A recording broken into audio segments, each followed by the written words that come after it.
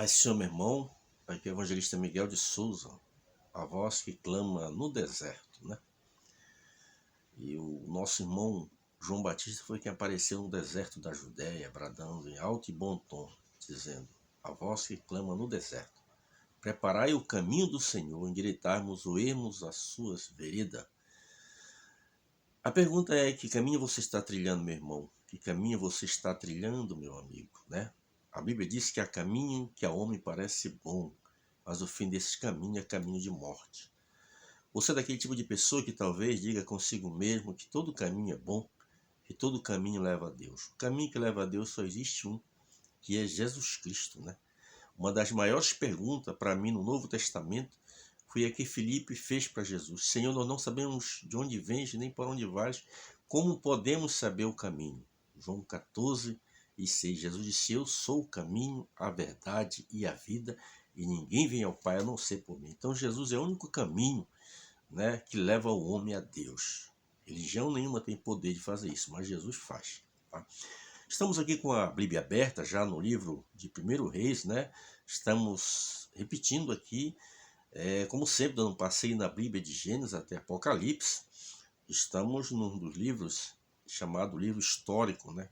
Que é o 1 Reis. Nós temos aqui ainda neste livro, é muito interessante, porque quando você termina o período do juízo, 375 anos, começa o período do Reino Unido. Eu já falei isso numa outra mensagem, que durou cerca de 120 anos, 40 anos na pessoa de Saul, 40 anos na pessoa de Davi e 40 anos na pessoa de Salomão. Aqui nós vamos ver agora aqui um breve relato sobre a vida de Salomão, que fecha aqui, né, os 120 anos do período do Reino Unido. E se você ler o capítulo 12, que está diante do que eu vou ler hoje, vou ler o capítulo 9 hoje. Capítulo 9, versículo 4 e o 5, que é o versículo-chave deste livro. Mas se você ler o capítulo de número 12, você vai observar que após a morte de Salomão, houve um grande racha. Roboão assumiu, aí inicia o período do reino dividido. Nós vamos ver isso aqui mais adiante, porque eu quero me focalizar nos dois versículos-chave deste livro, né, do livro de 1 Reis. Você vai observar que quando a gente lê 1 e 2 Reis, depois de Roboão, a gente observa que tem um rei reinando em Israel, que a capital era Samaria, e tem outro rei que está reinando em Judá, chama-se Reino Sul composto de duas tribos, né, depois do racha de Jeroboão, de Roboão com Jeroboão. Mas nós vamos ver isso mais detalhadamente mais adiante. Hoje eu quero me deter aqui ao versículo-chave deste livro. Segundo alguns entendidos, foi Jeremias quem escreveu esse livro. Não temos ainda aquela certeza, né? Mas alguns entendidos atribuem a pessoa de Jeremias. Aqui o versículo 4 e o 5 do capítulo 9 diz assim, ó: se tu andares perante mim, como andou Davi teu pai, e com inteireza de coração e com sinceridade, para fazeres segundo tudo o que mandei, e guardares os meus estatutos, os meus juízos, então confirmarei o trono do teu reino sobre Israel para sempre, como falei acerca de Davi, teu pai, dizendo: não te faltará varão sobre o trono de Israel. Você observa que Salomão, antes da morte mesmo da pessoa de Davi, um dos irmãos dele, né, ele assumiu o reino, porque Davi já estava velhinho, né, e ele achava que Davi não ia se importar muito. E aí ele foi lá e assumiu o reino.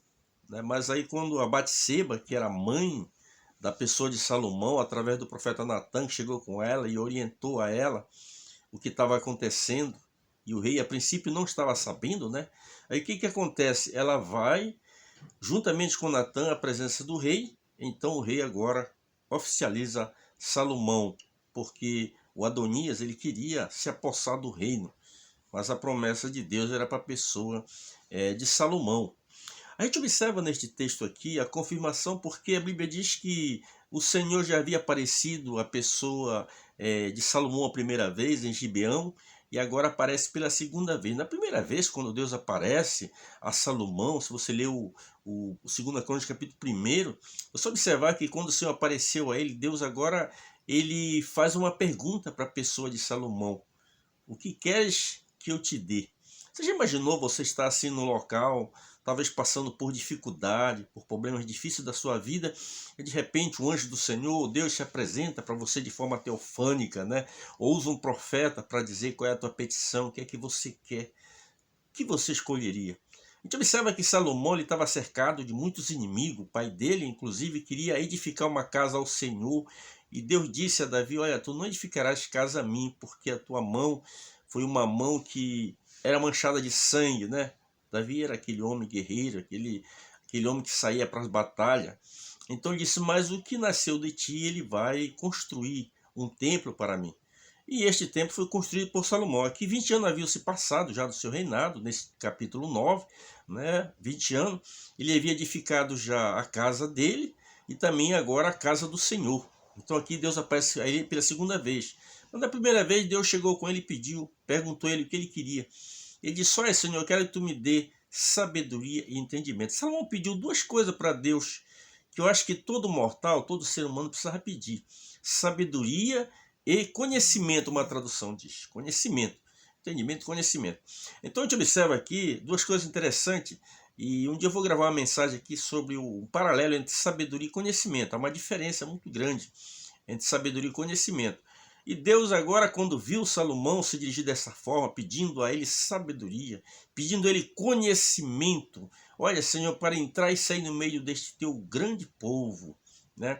Deus agora, após este pedido, esta petição de Salomão, Deus disse, Salomão, olha, eu vou usar de benevolência contigo, porque tu não pediste a vida dos teus inimigos, tu não pediste longevidade para ti, tu não pediste para ti riqueza, mas tu pediste para ti sabedoria e conhecimento. Olha, Salomão, eu vou te dar sabedoria como nunca dei a homem algum.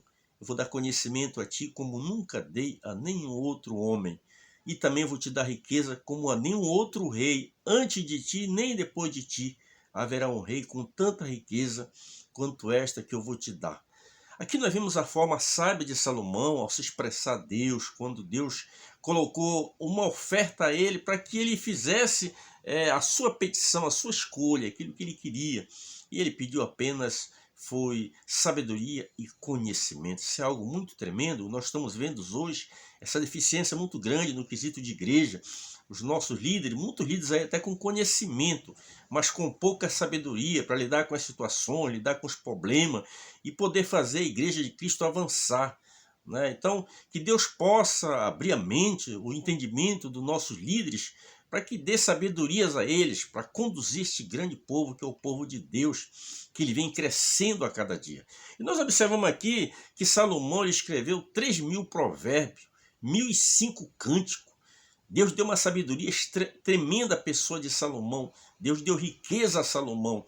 E agora a gente observa aqui nesse versículo chave aqui que eu li, para que Deus alcançasse a Salomão tudo isso que Deus havia prometido, ele exige uma condição. Se tu andares perante mim, como andou Davi teu pai. Havia uma exigência da parte de Deus, porque Deus ele exige condição de mim, ele exige condição de você. Deus quer me usar, Deus quer usar você, Deus quer instrumentalizar você, mas Deus não vai abrir mão de exigir uma condição da minha parte, uma condição da sua parte, né? Se você vê no capítulo 28 do livro de Deuteronômio, quando lemos lá, quando Deus está ali no monte, dois montes, grande monte, o Monte Gerizim, o Monte Ebal, no meio passava um grande vale. No Monte Gerizim, Deus ali, ele profere as bênçãos para o povo de Israel, e no Monte Ebal a maldição. Você observa que esse capítulo 28 de Deuteronômio, ele se divide em duas partes. A primeira, então, você observa ali as orientações de Deus. E será que se tu ouvires a voz do Senhor teu Deus, tendo cuidado de guardar todos os mandamentos que eu hoje te ordeno, todas essas bênçãos virão sobre ti e te alcançarão. Aí ele repete novamente, quando atentamente ouvir a voz do Senhor teu Deus e guardar os seus mandamentos. Então as promessas de Deus é para mim e para você. Mas existe uma condição que Deus existe para que essas bênçãos, interessante lá no capítulo 28, né? Quando Deus diz, todas essas bênçãos virão sobre ti e te alcançarão. É como que você ir caminhando aqui, e a bênção vem atrás de você, ela vai correr atrás de você até te alcançar. Essa é uma promessa de Deus, mas tem que, em primeiro lugar, atentar para duas coisas: ouvir os mandamentos do Senhor e guardar os estatutos do Senhor. Não ser apenas meros ouvintes, mas praticante das verdades contidas na Bíblia Sagrada, o nosso manual de regra. Então nós observamos aqui que Deus promete a pessoa de Salomão, né? Deus confirmou aqui o reinado de Salomão, mas Salomão não podia abrir mão disso. Se tu andares perante mim, como andou teu pai. Vê que Deus aqui, ele está testemunhando sobre a pessoa de Davi.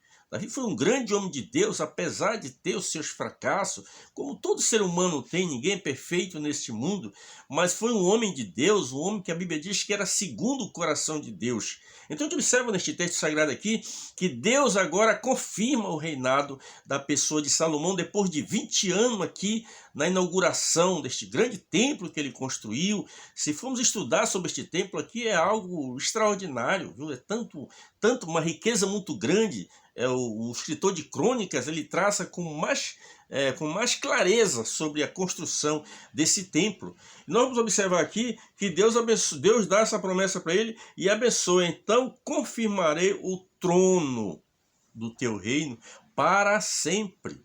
E assim como eu prometi a Davi que não lhe faltaria sucessor, não vai faltar. Mas aqui havia estas duas condições que Deus exigia, né? Andar nos mandamentos, guardar os mandamentos, ouvir e viver de conformidade com a vontade de Deus. Deus deu tanta sabedoria a Salomão que um dia duas mulheres trouxeram uma criança, duas mulheres vieram porque elas moravam na mesma casa. Aí uma chegou e disse: olha, eu e esta mulher moramos na mesma casa, né? E eu me deitei para dormir e ela também, né? E quando foi à noite, o filho dela dormiu sobre o seu regaço, ela dormiu por cima, acabou dormindo por cima dele e ele veio a falecer. E ela veio, trocou o meu filho, ficou com o vivo e me deu o morto, colocou o morto junto de mim. Como era noite, ao amanhecer, para dar de mamar ao meu filho, eu percebi que ele estava morto. Mas quando o dia clareou ainda mais, eu olhei e vi que não era o meu filho. Então olhei para ela e ela estava com o meu filho. E começou uma discussão. Uma dizia: não, porque o morto é o teu e o vivo é o meu. E começou aquela discussão e trouxeram esta situação para a pessoa de Salomão. A gente vê a manifestação da sabedoria na vida deste homem de Deus, um homem que viveu quase que 90 anos, né?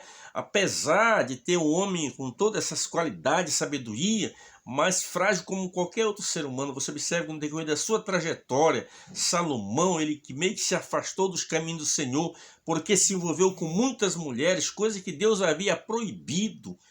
Comprou muitos cavalos, montou cavalaria, tudo aquilo que Deus, quando colocou a Saul no reino, ele orientou a Samuel que não era para fazer isso. Salomão fez exatamente o contrário.